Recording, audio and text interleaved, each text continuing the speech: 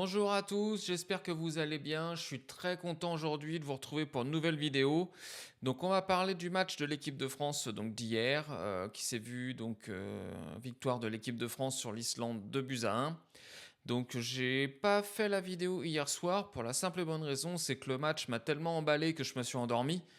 Donc difficile après de repartir pour faire une vidéo. Je me suis dit bon bah je la ferai aujourd'hui et puis comme ça c'est très bien. Donc le match,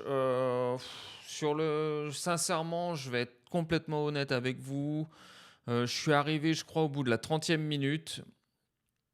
Je me suis endormi, je crois, vers la 80e. C'est vraiment le gros problème que j'ai avec l'équipe de France aujourd'hui, c'est que je m'emmerde, mais à 100. Vraiment, cette équipe, elle ne provoque rien du tout. C'est insupportable, je trouve même à regarder, il y a des fois, tellement le jeu est vide, insipide, il se passe rien. Donc bon, je me suis dit: «Je vais quand même regarder un petit peu au cas où il se passe quelque chose». En plus, j'avais eu la notification comme quoi l'Islande avait marqué un but. Alors je me suis dit: «Hein, en plus, si on perd le match contre l'Islande, on va quand même aller voir». Donc sincèrement, moi, de ce que j'ai vu, bah, encore une fois, ça rejoint exactement les mêmes problèmes qu'on a eu contre l'Ukraine et qu'on a récemment, sur d'autres matchs. Bah, c'est qu'en fait, il y a pas de jeu.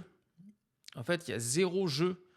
On laisse complètement ceux de devant essayer de se dépatouiller à faire quelque chose. Il y a très peu de montées des latéraux. Hernandez et puis Koundé, sincèrement, ça n'a pas été fou. On est seulement en train de parler de l'Islande. Alors même si oui, ils ont défendu, ils ont joué avec leurs armes, hein. L'Islande, c'est pas l'Espagne, hein, donc on savait très bien qu'il allait pas y avoir une possession de dingue. On sait très bien qu'ils allaient jouer en défense avec plutôt euh, des contre-attaques. C'est un petit peu ce qu'ils ont fait hier. Mais proposer aussi peu de choses alors que tu as des joueurs, alors moi encore une fois, Jules Koundé, on me dit toujours que c'est l'un des meilleurs latérales droits du monde. Moi, je comprends pas. Je comprends pas comment qu'on peut dire ça.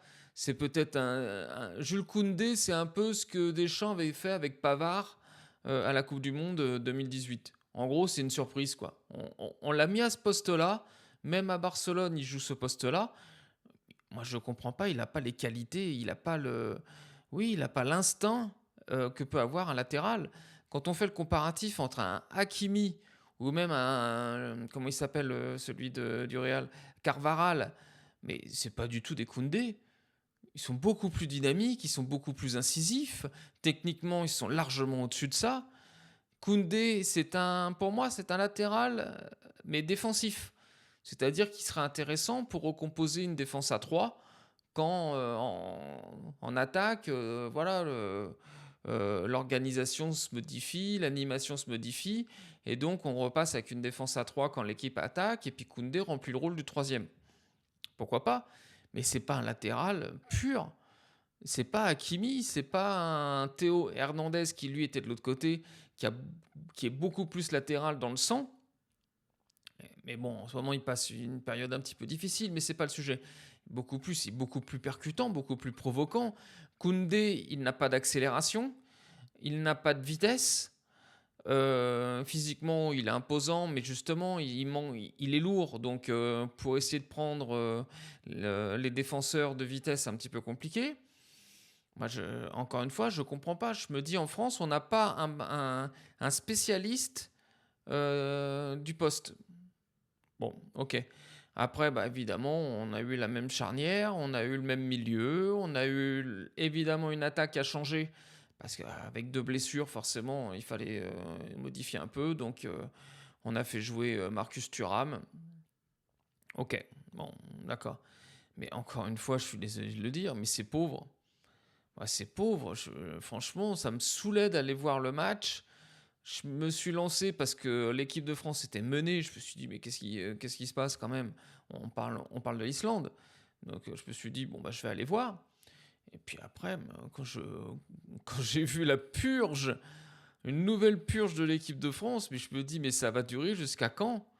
Ça va durer jusqu'à quand? Franchement, c'était. dans l'animation, dans l'ensemble des choses. Et ça rejoint un petit peu ce que je vous avais dit lors de la vidéo contre l'Ukraine.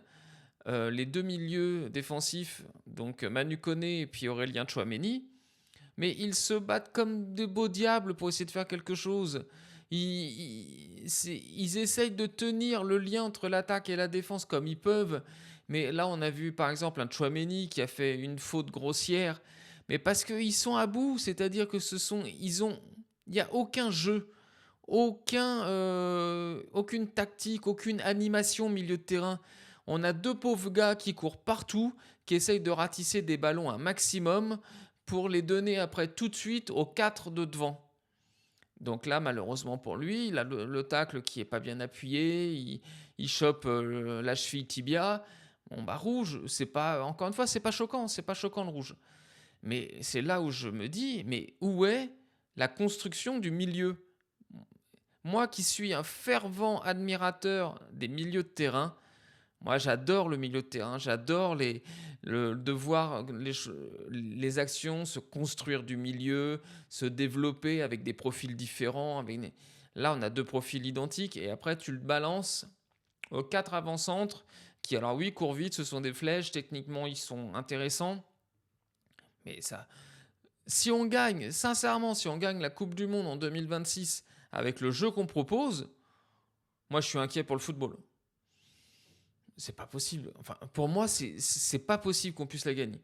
Sincèrement, je vois des équipes aujourd'hui qui jouent mieux que nous. C'est pas parfait. Ils font des erreurs aussi, hein, mais ça joue largement mieux que nous. Moi, pour moi, c'est pas possible.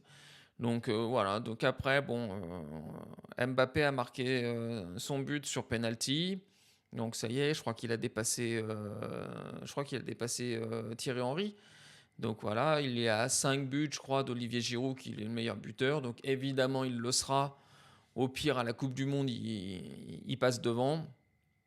Est-ce que c'est mérité? Est-ce que. Moi, je vais te dire, est-ce que dans un sens, Olivier Giroud, c'est super. C'était super pour lui, mais ça n'a jamais été vraiment un grand nom. Peut-être sous-coté, il n'y a pas de souci, mais ça n'a jamais été un grand nom. Que Kylian Mbappé devienne meilleur buteur de l'équipe de France, bon, encore une fois, ça ne changera rien du tout à ce que je pense de lui. Donc, bon, ça sera bien pour lui. Deuxième but marqué par Barcola sur une passe d'Mbappé. Donc très bien, très bien. Le problème de ces matchs-là, c'est que en fait, ça reflète pas la réalité. On a l'impression qu'Mbappé a fait des choses extraordinaires parce qu'il a marqué un but et fait une passe décisive. Mais encore une fois, je le répète, on a joué que contre l'Islande. On a joué contre l'Ukraine juste avant et on va jouer contre l'Azerbaïdjan. Mais si on ne fait pas 6 victoires, bah, c'est qu'il y aura un problème. Le 6 victoires, c'est juste la base. Moi, je suis désolé, mais quand je vois la Norvège qui a mis 11-0 à la Moldavie, pour moi, c'est pas un match exceptionnel. C'est juste normal. Alors, peut-être qu'on va trouver dur, peut-être que oui, on exagère. Non. Bah, je suis désolé, mais des pays comme la Moldavie, comme l'Andorre, Gibraltar et tout ça, mais ce sont des équipes, surtout par rapport à des fortes équipes européennes ou mondiales, bah, elles doivent se faire torcher à chaque match. Enfin, il n'y a aucun problème là-dessus. Donc bon, alors on a gagné 2-1, on a gagné nos deux premiers matchs, donc c'est très bien. Maintenant, la trêve, c'est au mois d'octobre, si je ne me trompe pas. Donc on verra bien. Ok. Moi, après, là, j'ai vu Didier Deschamps se plaindre des sifflets qu'il a reçus au Parc des Princes et puis des sifflets d'Adrien Rabiot. Ben là, franchement, Pépère, va falloir qu'il arrête, hein. Franchement, il nous a blessés parce qu'on peut dire tout ce qu'on veut avec leurs espèces d'armées numériques, là, avec les Riolo, les Dugarry, les Lizarazu. Ils sont tous venus lécher le cul de Deschamps pour le protéger. Non, arrêtez, il a fait une erreur. Je suis désolé, mais les joueurs du PSG cette année, ils viennent pas dans une saison normale. Ils ont eu 3 semaines d'entraînement, ils sont très limites. Il y a eu en plus le staff du PSG qui a annoncé que les joueurs étaient fatigués musculairement. Donc au bout d'un moment, il faut arrêter. Il s'est fait siffler par le Parc des Princes, c'est normal. Il s'est fait siffler par le public de ces joueurs-là. Donc c'est complètement normal, il faut qu'il assume. Adrien Rabiot, mais qu'il arrête de nous casser les couilles avec lui. Adrien Rabiot, il n'a pas voulu être sélectionné comment dire, en remplaçant pour la Coupe du Monde 2018. On se souvient tous de ça. Il n'a pas voulu en faire partie. Pas des remplaçants, mais je ne sais plus le terme. Alors, vous me direz dans les commentaires, j'ai oublié le terme. Mais il n'a pas voulu en faire partie. Au bout d'un moment, il a été mis sur le côté. Alors qu'il arrête Deschamps. Rabiot, vis-à-vis du Paris Saint-Germain, c'est un con. C'est le seul joueur au monde qui a réussi à se mettre le public de Paris et le public de Marseille contre lui. C'est exceptionnel, on n'a jamais vu ça. Souvent, quand il y en a un qui est pas bon, l'autre public l'applaudit, on va dire. Bref, donc il faut qu'il arrête de jouer sa victime. Il a fait de la merde. À tous ces groupies, là, ces lécheurs de cul, là, comme les Dugarry et tout ça, mais sincèrement, mais allez vous faire cuire un œuf. C'est Deschamps qui a merdé sur le cas de Dembélé et de Doué. Il suffit juste de l'admettre et il n'y a aucun problème. Arrêtez de nous balancer que c'est le PSG qui veut commander la Fédération française de football. Mais arrêtez votre délire, vous êtes débiles. Vous êtes débiles à force. Arrêtez de nous prendre la tête avec ça. Il y a juste eu une erreur. Ils ne pouvaient pas considérer les joueurs du PSG aussi prêts physiquement que les années d'avant. C'est pas possible. Ils ont eu une saison à rallonge, ils ont eu 3 semaines d'entraînement, ils ont commencé par des matchs, une super Coupe d'Europe et 3 matchs de championnat. Ils sont fatigués physiquement, il leur faudra du temps. Le staff médical du PSG avait prévenu. Dembélé était sorti sur blessure, même si c'était sur l'autre cuisse, il était sorti sur blessure. Donc, moi, je comprends pas. Alors, il se cache toujours derrière le fait, oui, mais les joueurs avaient dit qu'ils étaient prêts. Mais le joueur, il va toujours dire ça. C'est à toi, en tant que professionnel, en tant que sélectionneur et avec ton staff médical, de justement modérer les joueurs. Un joueur de foot, il voudra jouer tous les matchs. C'est comme ça. Donc, c'est à toi de le calmer si physiquement, tu te rends compte que ils sont peut-être un peu dans le dur, ou même si au niveau réflexion, tu te dis, bon, ils ont quand même eu une grosse saison, 3 semaines de préparation, ils ont déjà fait 4 matchs, on va peut-être les faire souffler un petit peu. Encore une fois, l'intégrité du joueur passe en priorité. Mais non, il a voulu en faire comme le savant Deschamps, protégé évidemment par toute son armée des médias footballistiques. Voilà, franchement, moi, ça me saoule. Il a fait une connerie. Maintenant, de toute façon, il va y avoir des problèmes avec beaucoup de clubs, ça c'est certain. Donc voilà. Donc la page trêve internationale est enfin finie. Maintenant, on va repasser au foot, au PSG. À chaque fois maintenant qu'il y a un match international, on tremble. On se demande qui va être blessé. Moi, j'ai regardé tous les autres matchs uniquement pour savoir si on avait un joueur qui allait être blessé. Ça devient pathétique quand même, hein. Là, on devient quand même un peu chelou. Donc voilà, donc la trêve est passée, c'est très bien. On va pouvoir passer à autre chose. Maintenant, donc place au championnat et on va recommencer donc nos petites vidéos normales d'avant-match, de réaction d'après-match. Et puis on se fait tout ça tranquillement en cours de saison. Bon allez, c'était la petite vidéo du jour, juste pour fermer la parenthèse équipe de France.